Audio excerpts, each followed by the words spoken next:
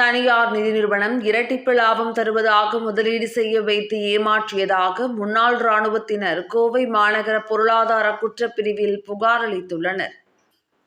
தமிழகத்தில் பல்வேறு இடங்களில் இயங்கி வந்த பல தனியார் நிதி நிறுவனங்கள் தங்கள் நிறுவனத்தில் முதலீடு செய்தால் அதிக லாபம் கிடைக்கும் என்று விளம்பரம் செய்திருந்தது.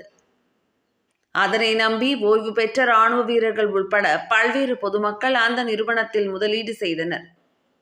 இந்நிலையில் கடந்த 2022ஆம் ஆண்டு முதல் அந்த நிதி நிறுவனங்களிலிருந்து முதலீட்டு தொகையும் லாபத் தொகையும் கிடைக்கப்பெறாத நிலையில் ஏமாற்றத்தை உணர்ந்தனர். அன்றிலிருந்து பாதிக்கப்பட்டவர்கள் அந்தந்த மாவட்ட மற்றும் மாநகர காவல் நிலையங்களில் புகார் அளித்து வருகின்றனர். அதன் தொடர்ச்சியாக இன்றும் கோவையைச் சேர்ந்த பாதிக்கப்பட்ட ஓய்வு பெற்ற இராணுவ வீரர்கள் கோவை மாநகர காவல் ஆணையாளர் அலுவலக பொருளாதார குற்றப்பிரிவு காவல் நிலையத்தில் புகார் அளித்தனர்.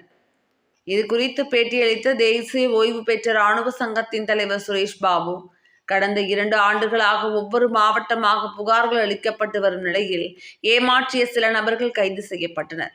இருந்தபோதும் பலரும் கைது செய்யப்படாமல் இருப்பதாக தெரிவித்தனர். இது குறித்து முதலமைச்சர் ஆலோசனை கூட்டம் நடத்தியும் எந்த ஒரு பலனும் அளிக்கவில்லை என தெரிவித்த அவர், ஈரோடு டிஎஸ்பி அந்த நிதி நிறுவனத்தினரை அழைத்து வட்டமேசை மாநாடு நடத்தி புகாரை வாபஸ் பெறுமாறு தங்களிடம் கட்ட பஞ்சாயத்து செய்ததாக தெரிவித்தார். பாதிக்கப்பட்டதில் ஏறத்தாழ 60% பேர் முன்னாள் இராணுவ வீரர்கள் தான் என கூறிய அவர், முன்னாள் இராணுவ வீரர்கள் எங்கு பாதிக்கப்பட்டாலும் முதலமைச்சர் வாய் திறப்பதில்லை எனவும், இந்த முதலமைச்சர் இராணுவ வீரர்களுக்கான முதலமைச்சர் அல்ல, மக்களுக்கான முதலமைச்சர் என்ற தகுதியும் இவருக்கு இல்லை என்றார்.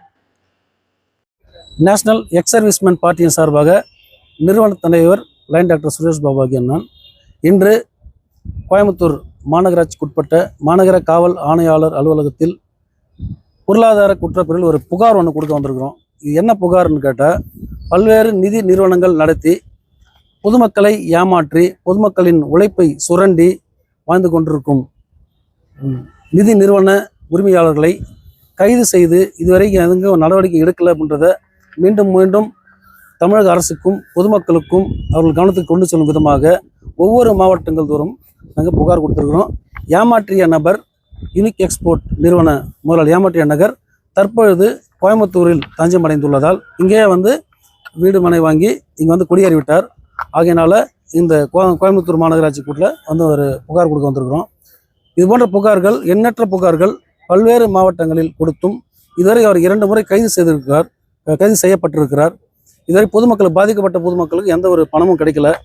இன்னொரு விஷயம் என்னன்னா, ஃபஸ்ட்டு ஈரோட்டில் தான் இது புகார் கொடுத்துருக்காங்க. புகார் கொடுத்த பிறகு இதுவரைக்கும் 3 முறை டிஎஸ்பி அங்கே மாற்றப்பட்டிருக்கிறார்கள். தற்போது இருக்கிற டிஎஸ்பி திரு ரவிக்குமார் அவர்கள் இவர் நிதி நிறுவன உரிமையாளர்கள் அழைத்து ஒரு கூட்டம் நடத்திருக்காரு.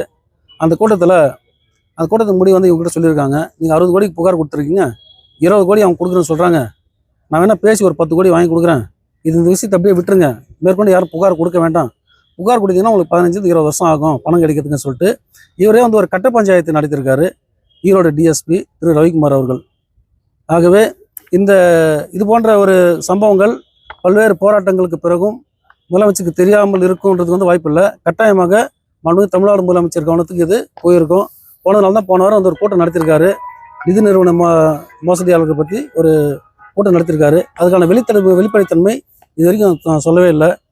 இப்படி இருந்து முதலமைச்சர் அவர்கள் இதுக்கு என்ன நடவடிக்கை எடுத்தார், பொதுமக்கள் இதில் போட்டிருக்கிற பணத்துக்காக தமிழக முதலமைச்சர் என்ன பதில் சொல்ல போகிறாரு, இவங்களுக்குலாம் ஏன் இந்த உரிமை வழங்கப்படுது, நிதி நிறுவனங்கள் நடத்துறதுக்கான உரிமைகள் ஏன் வழங்கப்படுது, இது எல்லாரும் அரசாங்கத்துக்கு தெரிஞ்சுதான் நடக்குதா, இல்லை தெரியாமல் நடக்குதா, இல்லை தெரிஞ்சும் அவங்க மௌனம் காக்குறாங்களா, இதுக்கான வெளிப்படைத்தன்மையை தமிழ்நாடு முதலமைச்சர் அவர்கள் உறக்க சொல்ல வேண்டும். அனைத்து செய்திகளிலும் அனைத்து ஊடகங்களிலும் சொல்ல வேண்டும். இவர்களுக்கான பணத்தை பெற்றுக் கொடுக்க கட்டாயம் நீங்கள் வழி செய்ய வேண்டும். நீங்கள் மக்களின் முதல்வர் பேசிக்கிறீங்க, கட்டாயமாக நீங்கள் மக்களின் முதல்வராக இருக்கிறதுக்கு வாய்ப்பே கிடையாது. உங்களை யாரோ ஆப்ரேட் பண்ணுறாங்கன்னு நாங்கள் நினைக்கிறோம்.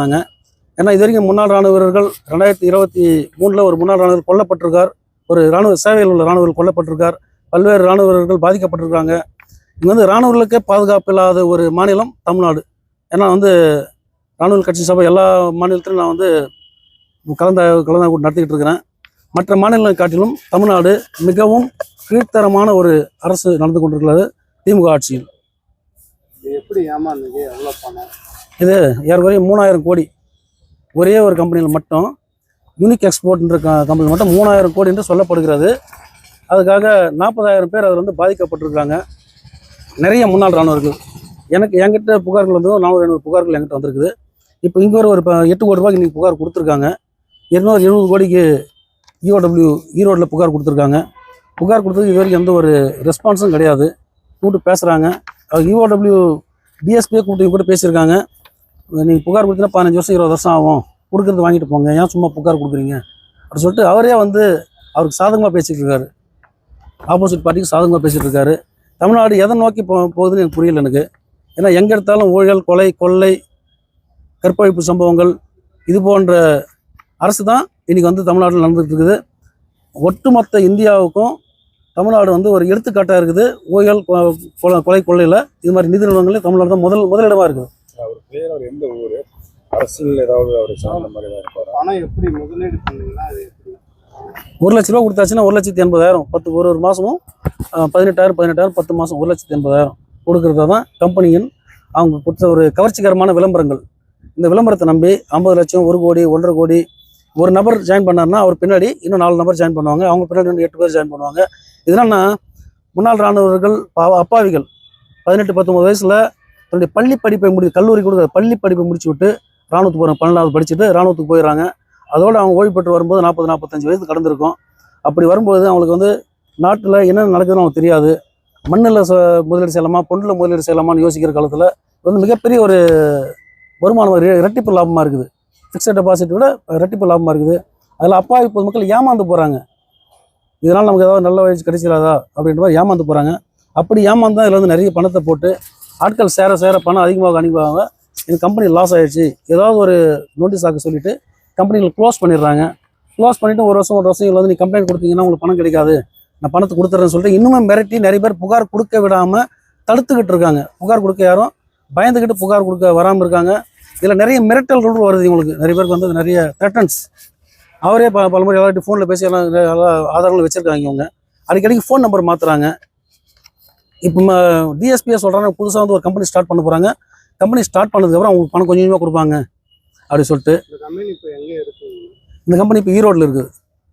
அதோட முதலாளி எங்கள் கோயம்புத்தூரில் இருக்கார். கோயம்புத்தூர் தான் அவரோட வீடு. எந்த ஏரியாங்க சார்? இது